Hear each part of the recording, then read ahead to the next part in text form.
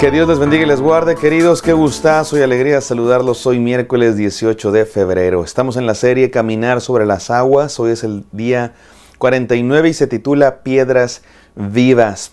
Continuamos estudiando la vida fascinante del apóstol Pedro y nos acercamos ya a los últimos devocionales de esta serie. Ya hemos visto al apóstol Pedro desde que fue llamado, era un pescador y Dios lo hizo pescador de hombres, y hemos visto todo su crecimiento como discípulo de Jesús, su gran caída, pero también su gran restauración. Lo vimos convertirse en un líder de la iglesia, resolver conflictos. Le tocó estar en la parte, digamos que en el banquillo del que lidia con los problemas como líder, pero también en el banquillo del que se equivoca y es exhortado. Lo hemos visto hacer pues un montón de cosas, lleno del Espíritu Santo, una vida fascinante. Y ya salimos de los evangelios, también ya vamos a salir del libro de los Hechos, más bien ya salimos del libro de los Hechos, y ahora vamos a leer algunos fragmentos de sus cartas, porque el apóstol Pedro también escribió algunas cartas. Es un personaje muy presente en el Nuevo Testamento, está por todos lados en los evangelios, está presente en el libro de los Hechos, es uno de los personajes principales, sobre todo en la primera mitad. Y también escribió 2 cartas del Nuevo Testamento. No las vamos a leer todas, estas cartas, eso sería motivo de otra serie de devocionales. De hecho, el año pasado, si no me equivoco, tuvimos una serie acerca de la primera carta del apóstol Pedro. Y bueno, vamos a estar leyendo algunos fragmentos, sobre todo de lo que nos habla de su propia vida. Y una de las cosas que más sabemos del apóstol Pedro es que, bueno, Jesús le cambió el nombre. Se llamaba Simón, y Jesús le puso Pedro, que literalmente significa piedra. Le puso Cefas en arameo, ese es el nombre arameo y lo conocemos nosotros por Pedro, que es la traducción al griego. Pietro, que significa literalmente piedra. Jesús así le puso. Y en un momento muy especial de su vida y del ministerio de Jesús, lo leímos también en esta serie, en Cesarea de Filipos, Jesucristo lleva a sus discípulos a tener un momento intensivo, le llamamos así, de discipulado cristiano, especialmente enfocado en quién es Jesús. Y les pregunta a sus discípulos, ¿quién dice la gente que soy yo? Pues unos dicen que eres un profeta, Juan el Bautista, etc. Y les hace la pregunta crucial que todo ser humano se debe hacer. ¿Quién dices tú que es Jesús? Y Pedro responde, por revelación divina, nos dice el Evangelio, tú eres el Cristo, el Hijo del Dios viviente. Y Jesucristo le dice, esto no te lo reveló carne ni sangre, sino mi Padre que está en los cielos. Y después le dice Jesucristo, a ti te digo que tú eres Pedro, y sobre esta piedra edificaré mi iglesia. Y bueno, hablamos de eso, de la iglesia que resiste las puertas del Hades, atar y desatar. En resumen, lo que le está diciendo Jesús a Pedro es que le va a dar autoridad a él como líder de la iglesia. Y cabe aclarar que no solo a él, y esto es claro, ya lo dijimos, pero va a quedar mucho más claro el día de hoy, porque hoy vamos a leer que el propio apóstol Pedro entiende que él no es la única piedra. Él entiende que la piedra angular, el cimiento, es Cristo Jesús, y todos los demás apóstoles y pastores y líderes de la iglesia cristiana son piedras de este edificio, somos piedras vivas, somos ladrillos en este hermoso edificio que es la iglesia de Cristo Jesús.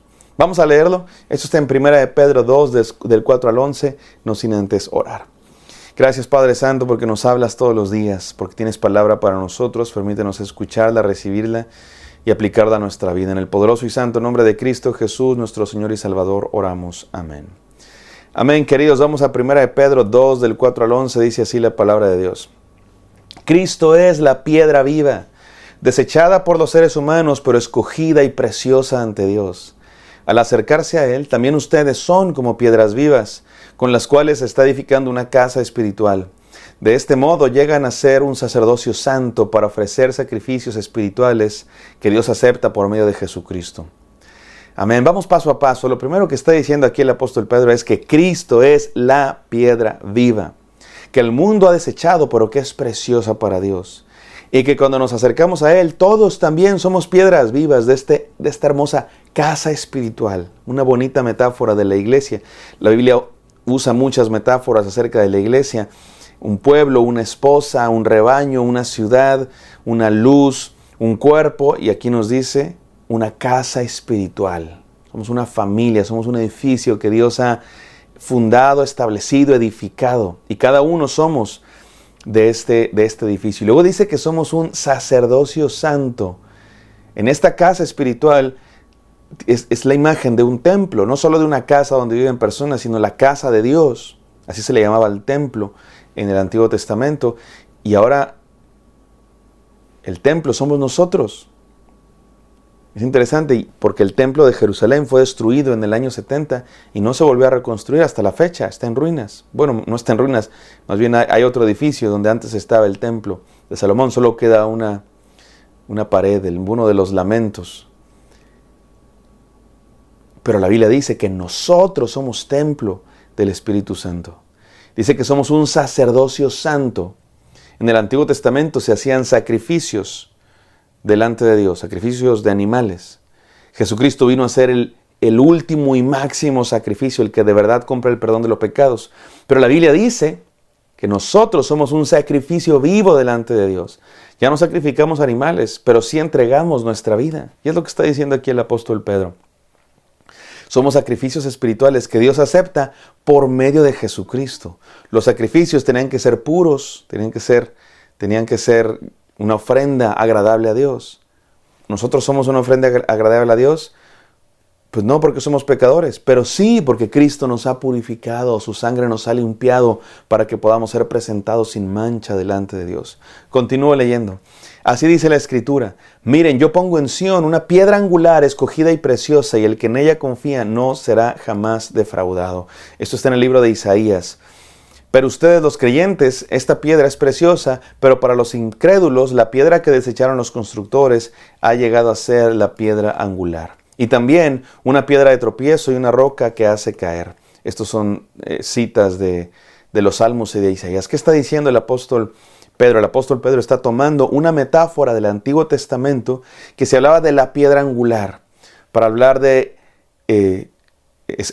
Es una metáfora arquitectónica. La piedra angular es la piedra que sostiene el edificio, que sostiene los arcos o que sostiene el cimiento de una edificación. Y por supuesto, la edificación en la que más estaba pensando era el templo, la casa de Dios. Pero decían los profetas y decían los salmos que esa piedra angular había sido desechada por los propios constructores, o sea, por los propios que la edificaron. ¿De qué está hablando esta metáfora? De que el pueblo de Dios, donde fue puesto el templo como símbolo de la presencia de Dios, el pueblo escogido de Dios desechó la ley de Dios, desechó la palabra de Dios, y por eso fueron disciplinados, y el templo fue destruido y el pueblo fue llevado a Babilonia. Esto es grave lo que está pasando aquí, porque el propio pueblo de Dios rechazó a Dios. Sin embargo, Dios mantuvo sus promesas y guardó un remanente. Y en ese remanente nació Jesús, que ahora nos dice el apóstol Pedro, todas esas metáforas de la piedra apuntaban a la roca eterna que es Cristo Jesús. Él es la roca eterna, Él es el fundamento. Continúa leyendo. Perdón, pero me faltó decir el punto que está queriendo decir aquí el apóstol Pedro. Esta piedra, que es Cristo Jesús, fue desechada por su propio pueblo. A lo suyo vino, mas los suyos no lo recibieron. Pero fue recibida por aquellos que creen en Él. Y hace aquí una comparación. Para aquellos que creen en Él es una piedra preciosa que se convierte en nuestro fundamento, nuestra base. Pero para aquellos que lo rechazan es piedra de tropiezo. Esto es grave, mi amado hermano, porque Cristo Jesús divide el mundo en dos. Los que lo aceptan, Jesucristo se convierte en la roca eterna donde está fundamentada nuestra vida. Pero los que lo rechazan, Jesucristo termina siendo piedra de tropiezo, porque a causa de su rechazo están separados de Dios. Mi amado hermano, esto es grave. Jesucristo es la roca eterna que puede ser nuestra salvación, pero si lo rechazamos, se convierte en nuestra condenación. Versículo 9. Pero ustedes son descendencia escogida, sacerdocio real, nación santa, pueblo adquirido por Dios, para proclamar las maravillosas obras de aquel que los llamó de las tinieblas a su luz admirable. Ustedes que antes no eran pueblo, pero ahora son pueblo de Dios. Antes no habían recibido misericordia, pero ahora ya han recibido misericordia. Hermosa palabra de Dios que nos está diciendo, somos el pueblo de Dios. Y me encantan las metáforas que usa aquí. Somos linaje escogido. Ahora, le está hablando no solo a los judíos, le está hablando a los cristianos. Hay judíos y gentiles. Esto es importantísimo, porque lo que está haciendo el apóstol Pedro es decir que todo lo que Dios había dicho del pueblo judío sigue vigente y aplica a todo aquel que cree en Cristo. Somos pueblo de Dios. Usted y yo somos descendientes de Abraham, no en la carne, pero sí por la fe. Somos sacerdocio regio, sacerdocio real. ¿Qué significa eso? Somos reyes y sacerdotes. Reyes porque somos hijos del rey y sacerdotes porque tenemos acceso a Dios en Cristo Jesús. No necesitamos más intermediarios. No necesitamos un sacerdote que nos lleve a Dios. Necesitamos a Cristo Jesús, el sumo sacerdote. Y en Él tenemos acceso a Dios directamente. Nación santa, pueblo que pertenece a Dios. Con un propósito, proclamar las maravillosas obras de aquel que nos llamó de las tinieblas a su luz admirable. Y termina diciendo, nosotros que no éramos pueblo, gentiles, no éramos del pueblo de Dios, llegamos a ser pueblo de Dios por su misericordia. Y está citando aquí una imagen del profeta Oseas. ¿Qué nos enseña esto, mi amado hermano? Se los digo en una frase. Voy a dar 3 enseñanzas, pero déjame resumirlo en una frase que es una de mis canciones de niños favoritos de la iglesia. Construye tu vida sobre la roca. Construye tu vida sobre la roca. ¿Te acuerdas de esa canción? Mi amado hermano, que Cristo sea el fundamento de tu vida. No pongas tu vida en nadie más. Número 2, asume tu papel como piedra del edificio. Mi amado hermano, Jesucristo es la roca eterna, pero tú también eres piedra de este edificio, que es la casa de Dios. Pedro no es la única piedra, tú también lo eres. Todos somos parte de este edificio. Tenemos una misión, ser una ciudad, ser un edificio, ser una luz que anuncie las verdades de la salvación en Cristo Jesús.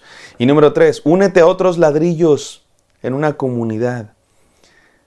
Un solo ladrillo no hace edificio. Hay un dicho que dice así, ¿verdad? ¿Cómo dice? Una gota no hace lluvia o algo así dice el dicho, ¿no? Mi amado hermano, una hoja no hace otoño, no sé. Un ladrillo no hace edificio. Es el conjunto de ladrillos el que hace el edificio. Sé parte de una comunidad. No se puede ser piedra viva de Dios sin estar unido a otras piedras. Es una comunidad. Construye tu vida sobre la roca que es Cristo. Asume tu papel como piedra del edificio y únete a otros ladrillos en comunidad. Vamos a orar. Gracias, Padre Santo, porque nos has llamado a ser piedras vivas, Dios, que formen parte de tu edificio, tu casa, Padre Santo. Somos templo, somos sacrificio vivo, somos nación santa, pueblo escogido. Permítenos vivir como tal. En el precioso y santo nombre de Cristo Jesús oramos. Amén. Amén, queridos. Espero que esto haya sido de bendición. Me encantaría encontrarlos el día de mañana. Bendiciones.